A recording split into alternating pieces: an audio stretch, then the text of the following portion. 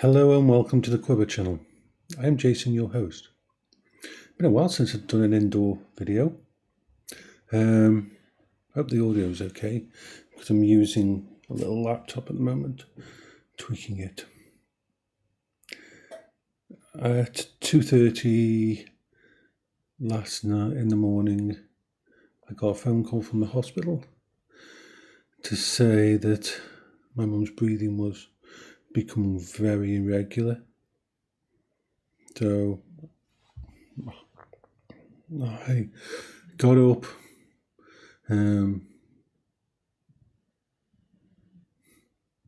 went up on my mobility scooter. Most of the way I went on the road because there was no cars about. It's amazing how fast you can get up to the hospital when you're on the roads. Unfortunately, by the time I got there, she'd already passed on.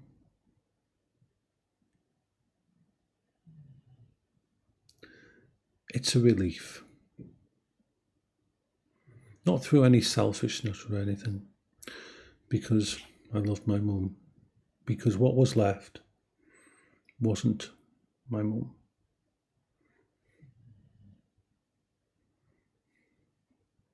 What was left wasn't the person I loved.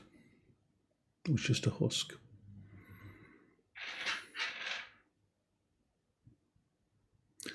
So my mum was passed on. And I've got to start making the phone calls and that. Now, if you're wondering about me, as per always, I have all my coping strategies in place.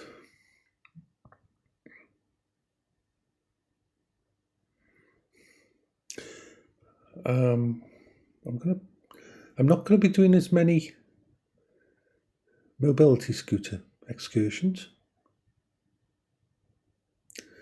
I have covered about 250 miles in the last 3 weeks on that mobility scooter, going from here to the hospital and back. That's a massive amount.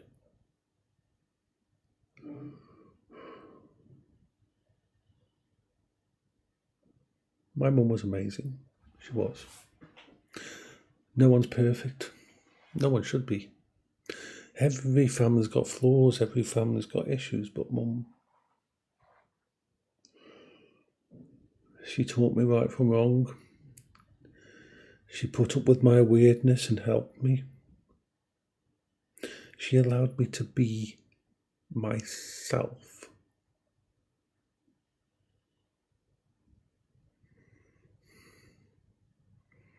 Pretty much adopted Paola. And she was the rock for me when I was looking after Paola.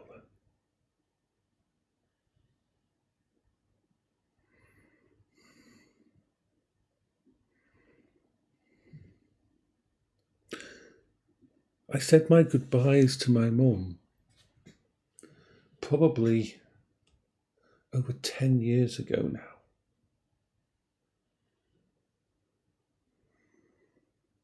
Because that was the time when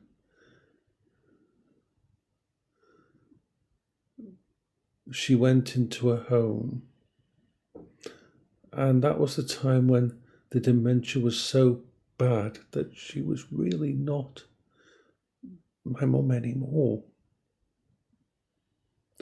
She was just this brain damaged human that was fading away more and more every single day.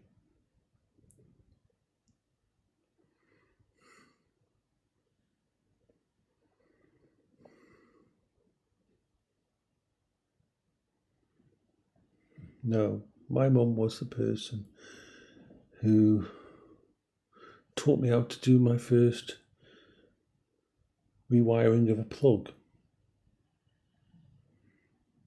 My mum was the person who showed me how to cook who taught me about a woman's period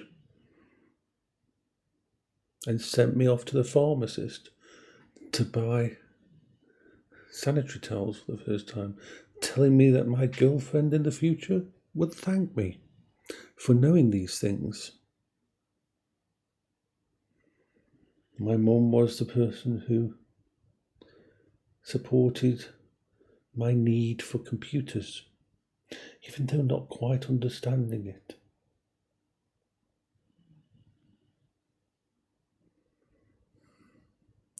I've met where many families who had bad mums and bad experiences and abusive things and that.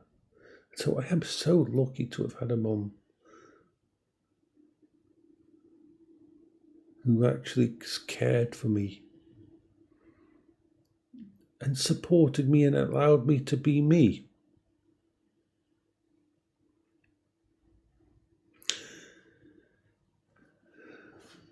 Yes, I feel a loss. Yes, I feel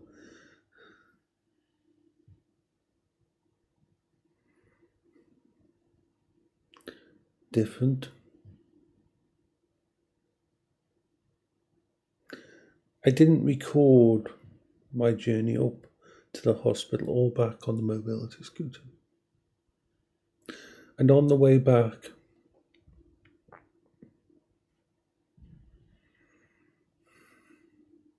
it was like 3:30 in the morning, 3:45, I think. Maybe 3:43, I am not sure, something like that. And because sunrise is pretty damn early on, 4:42 is sunrise, and I just checked on my watch. The birds were singing, the early birds were singing, and it just made me smile about how much my mum loved birds and nature. She gave me an amazing start on life. All that I am comes from Paola and my mum.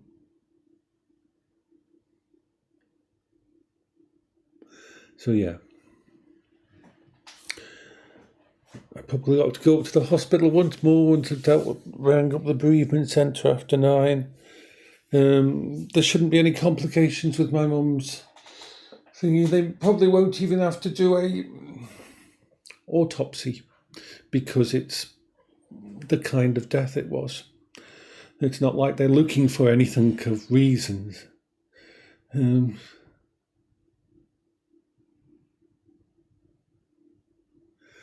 Anyway, I just thought I'd let you all know. So, I'm okay. Now, if anybody does, and you don't have to, but if anybody does want to help with the funeral costs and stuff like that, this is the situation.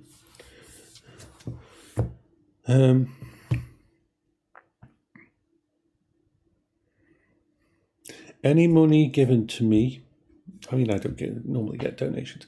Any money given to me via my PayPal or whatever over the next couple of days, if anybody does, if there's any money left after all the funeral stuff and that, it's going to go to Animal Lifeline. My mum was always the one who donated and brought the dogs. She always took care of the financial side of the dogs, and I looked after actually the looking after the dogs. Bertie is the last dog that actually met Mumsy. Beryl met her, but Bertie is, they're both within the age thing. What's the funeral going to be like? Well, my mum hated lots of money being spent. Like she said, if you go, no flowers, no wreaths, nothing like that, because it just... Paola never liked flowers either, because when you cut them, flowers in the garden, yes. Flowers, once you've cut them and that, they die. It's sad. Paola never liked flowers. But, so anybody who wanted to could just send some money to be, and after the cost of the funeral and everything, I'll just